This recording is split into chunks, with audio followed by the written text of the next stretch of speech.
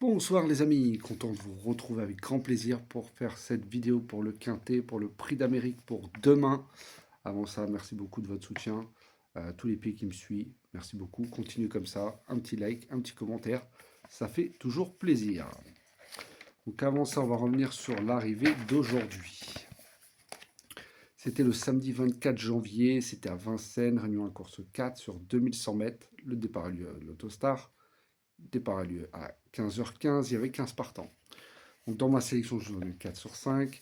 Le cinquième, c'était encore mon canon partant. J'avais hésité avec le 3 ou le 7. En général, c'est toujours comme ça. Hein. Si vous voyez que je mets en 8e position un cheval et mon regret, comme on dit, un regret, il est capable de faire l'arrivée. Automatiquement, quand je propose mes jeux pour ceux qui adhèrent, je le mets toujours dans le champ réduit. Voilà. Un regret, on ne met pas dans notre sélection, c'est au cas où s'il y a un canon partant, mais bien sûr, quand on propose des jeux, on le met toujours en champ réduit. En tout cas, ceux qui adhèrent, ceux qui ont adhéré le savent très bien. Donc, un 4 sur 5 aujourd'hui. Voilà, c'est ce set à très très belle cote, hein, qui a fait l'arrivée. Troisième.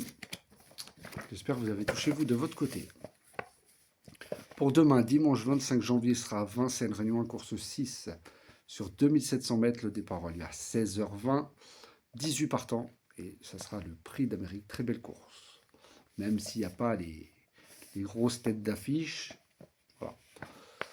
Alors, ma sélection. Je vous ai mis le 11, Josh Power avec Sébastien Arnaud, bien sûr. Hein, il s'est qualifié dans le Bretagne devant Joshua Tree.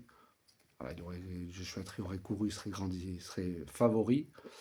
Et Iguski Sauton qui a gagné le Cornulier il n'y a pas très longtemps. Cette fois-ci, sera déféré des 4. Il a été très bien préparé cette année. Je trouve mieux que l'année dernière où il avait fini 4e. Voilà, là, il peut beaucoup mieux faire avec un bon déroulement. Sébastien Arnaud ne pouvait pas les dernières cette année. Dosuki va sûrement essayer de profiter de gagner, voire d'être sur le podium. Ensuite, le 18, Go On Boy avec Romain Derieux. C'est son parcours préféré, hein, une victoire 8 places en 9 courses. Voilà, l'entraînement est en super forme. Il est déféré des 4. Cette fois-ci, c'est 100% de réussite. Hein. Il a fini deuxième derrière Joshua Tree. Comme je vous ai dit, hein, il aurait été là, il aurait été favori. Et devant le 14, Ilma Rosa qui retrouve. Et le 13, Hokkaido JL. Il a fini aussi deuxième devant Igusti Sauton, qui a gagné le Cornulier. Voilà, il arrive avec de la fraîcheur. Il a fini troisième l'année dernière. Voilà, il tentera de faire aussi bien, mais je ne le vois pas pour la victoire. Sur le podium, oui. Même voir 2, 3, 4, mais je ne le vois pas gagner. On verra bien. Ensuite, 2014, hein, Ilma Rosa avec Léo Brivard, qui a gagné sa qualif dans le Bourbonnais, en plaçant une très belle pointe de vitesse, hein, dans le dernier tournant. Personne ne l'a vu venir. Ensuite, il a fini troisième derrière Joshua Tree et Gone Boy. Voilà, sans avoir le passage. Voilà, il aurait eu le passage, je pense qu'il aurait pu finir deuxième. Donc, l'écurie Laurent-Claude Abrivard est en grande forme. Ils ont gagné le prix du Cornulier. S'il est bien placé, pas loin des premiers, dans le dernier tournant, je peux vous garantir qu'il va finir très fort. Ensuite, je vous ai mis le 6, Epic Chronos, avec Paul-Philippe Ploquin, alors qu'il a de bons chronos sur le parcours, hein, où il a 50% de réussite. En 2 courses, il a fait une victoire, une disqualification.